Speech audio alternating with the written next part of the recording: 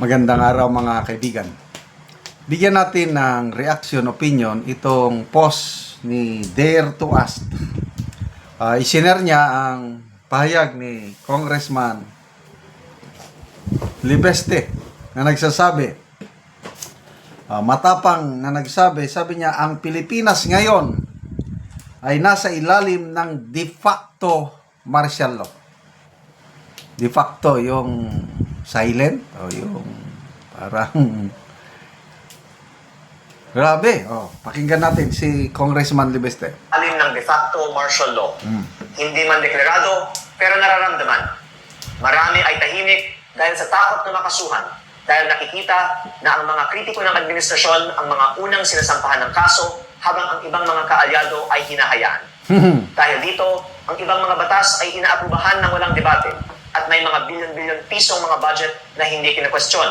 Kasama dito ang mga pambayad para sa ibang mga media at social media personalities at mga troll farms na nagpapalaganap ng fake news at umaatake sa mga kritiko ng administrasyon.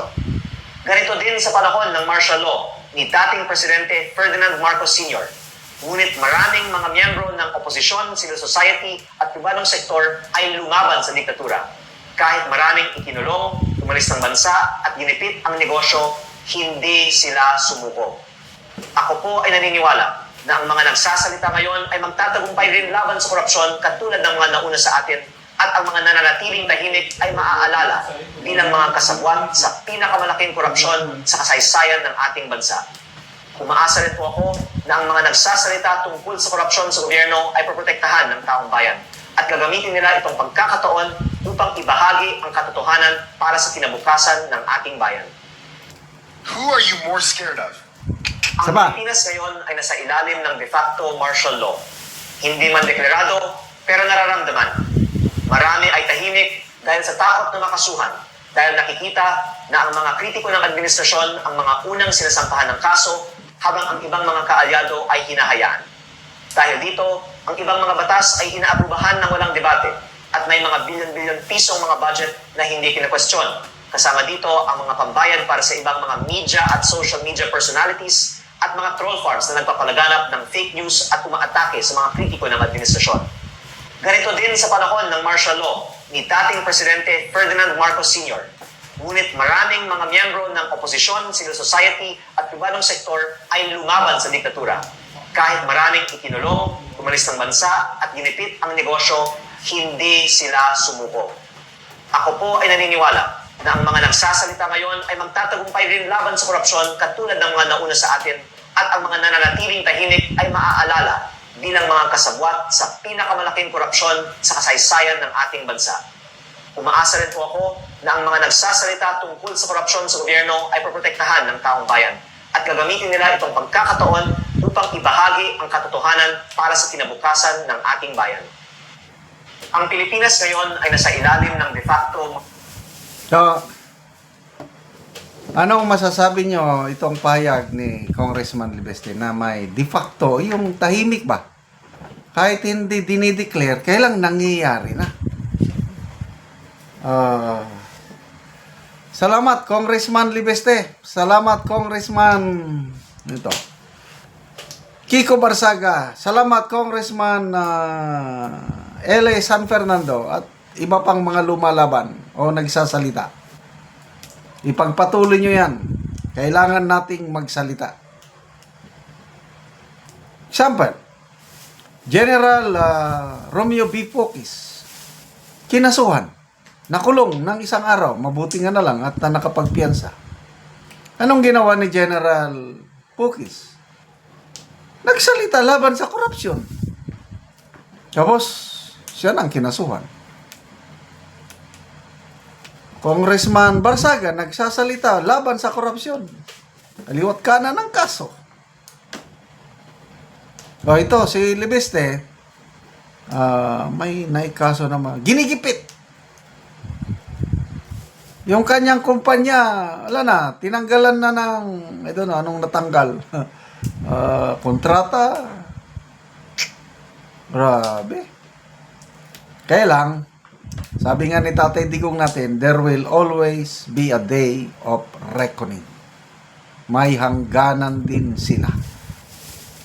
may bilib na bilib ako isang vlogger, si Mr. Jesus Busi Duki. Umiikot siya ngayon sa Ilocos Norte. Siya na ang nag-i-inspect sa mga flood control projects doon. Kaya nalalaman natin, nakakapanood na tayo. Ayaw mapanood nyo. Yung mga palpak na mga flood control, dike, tulay, kalsada. Ay nako, I don't know how to describe it. Kaya baka, nangangamba ko, baka kasuhan din nila itong si Mr. Jesus Busi Duki. Matapang siya, nananawagan kay Congressman Sandro Marcos, no? Ano na? Klaro. Last year pa nga budget, declared tapos na, kailang sa actual, wala pa. Ang iba, ginagawa pa ngayon, parang hinahabol. Kaya ito yung hamon. Sinong mga naghamon? Si former Congressman Chavit Singson. Hinahamon niya ang ICI. Mag-imbista ka kayo sa Ilocos Norte. Walang nangyari. Hamon ni Congressman Pulong Duterte. Sabi, maraming nagsusumbong sa akin ng mga kaibigan kong Ilocano. Maraming mga palpak na project sa Ilocos Norte. Walang nag-inspect. Mabuti na lang at mayroong vlogger na matapang. Ulitin ko, suportahan natin si Mr. Jesus Busi Duki. Ang galing niyang magpaliwanag. Napakasipag. So, wag po tayong matakot. Yung mga heroes nga natin, binuhis nilang kanilang mga buhay. Jose Rizal, Andres Bonifacio, at iba pa diha. Kalayaan na natin ang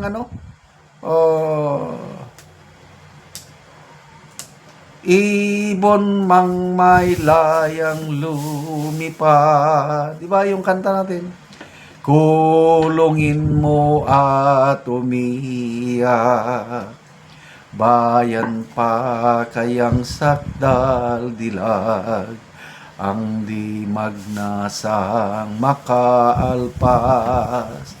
So mga kaibigan, huwag tayong matakot, salita tayo. Basta peaceful lang, yung within the bounds of the law, yung freedom of speech lang. Huwag lang tayong sumubra. May hangganan din ang lahat. Salamat mga kaibigan sa inyong pagsubaybay sa ating channel.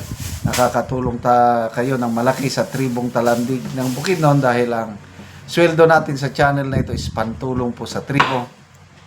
Namimigay tayo ng mga libreng yero at pako para makapagpatayo sila ng mas maayos na tirahan. Panoorin nyo ang video na ito.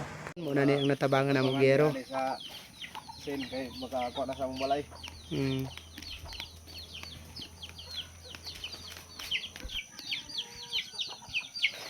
Kung karon mo na ni ang itsura sa atop sa balay sa natagaan na mag-yero. Nasin ko na bugyon man eh. Ano nang lukot kay na sila no. Nakuha na gid sila. Oo. Nangaputol na gid ang ilang atop. Kita gid nato nga buslot na gid kaayo. Ug ipang sumpay-sumpay lang. Dapat dire nga pinili dito dito kay. Tungan sila. Nangaputol-putol na gid ang yero. Tungan sila gidupad ba eh. Labi na nga naigo daw sila sa bagyo. Nangaputol na pod ang ilang yero.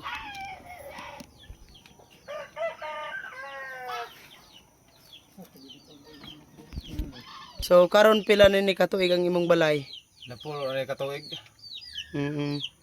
So dugay-dugay na gyud. So nagantos na gid mog ulan ani. Oo, tungod wa kay kapalitan ni giro. Oo. So unsa ra day mong trabaho? Ay pagyuta ra. Kanang mag-uma lang. Oo, magumara.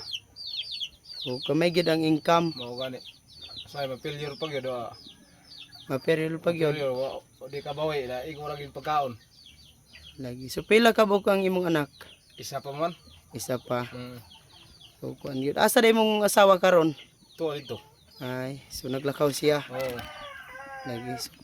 Sa nga naman sa sulod na sa napulo na katuig, wala gid mo nakapalit og atop.